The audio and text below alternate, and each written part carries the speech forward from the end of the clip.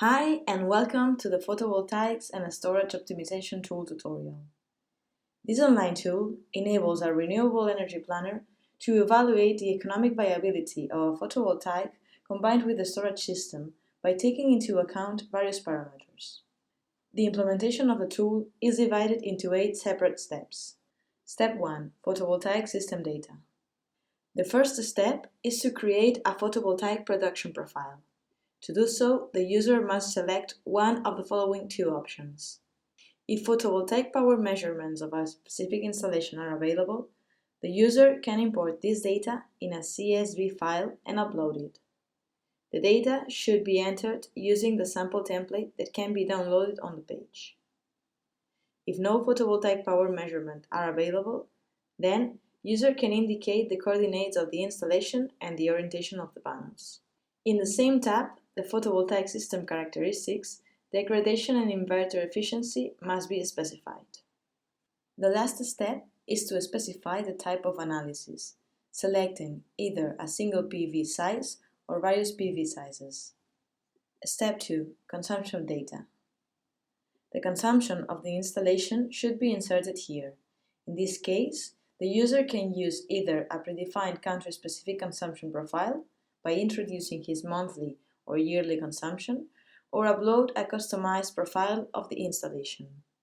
Concerning the customized profiles, the user has the option to upload their own consumption through a CSV file using the template. The template can be downloaded on the same page.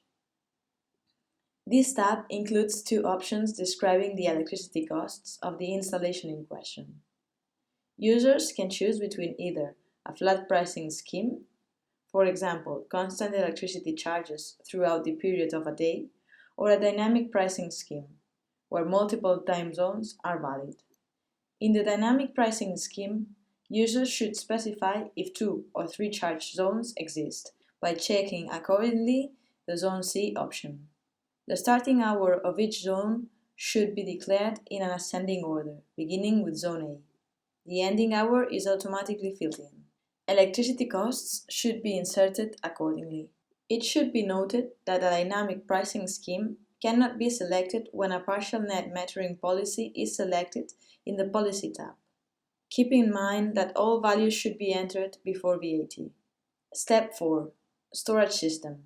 The characteristics of the battery energy storage system are defined in this tab.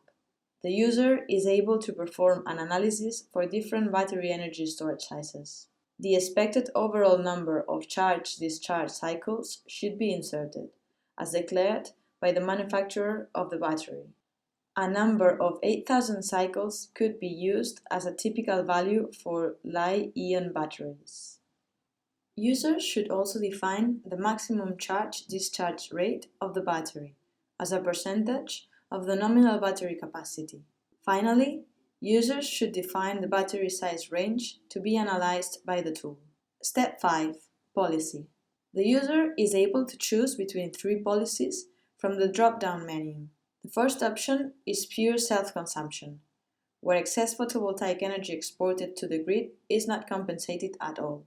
The second option is self-consumption, where excess photovoltaic energy exported to the grid is compensated at the price specified in the corresponding box farther down. The third option is available only under a flat pricing scheme. This can be chosen in the Electricity Costs tab. It refers to a partial net metering policy, where at the end of each billing period, the prosumer is charged for the net consumed energy at the production cost. Users can also enter any added cost or added income that may apply to the prosumers for operating a photovoltaic and/or storage system. Step 6. Financial. Users should define the cost of purchasing the equipment, the operation and maintenance costs of the hybrid photovoltaic and storage system, the subsidy as a percentage of the overall system cost, the discount rate, the inflation rate, and the electricity inflation rate as shown below. Step 7. Validate inputs. Once all the data have been inserted, the user must validate them by clicking on the Validate Inputs button, and a pop-up window will confirm the validity of the inputs. If not, a message will indicate where the problem exists. Once the inputs are validated, the user may close the window. Step 8. Getting the results. Once the validation of the inputs is successful and the pop-up window is closed, the Results tab is activated automatically. No results will appear yet, as the user must select Calculate to receive the analysis.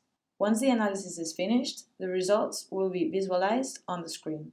To export the input data and the results as a PDF file, users can click on the buttons that appear on the top right-hand side of the page.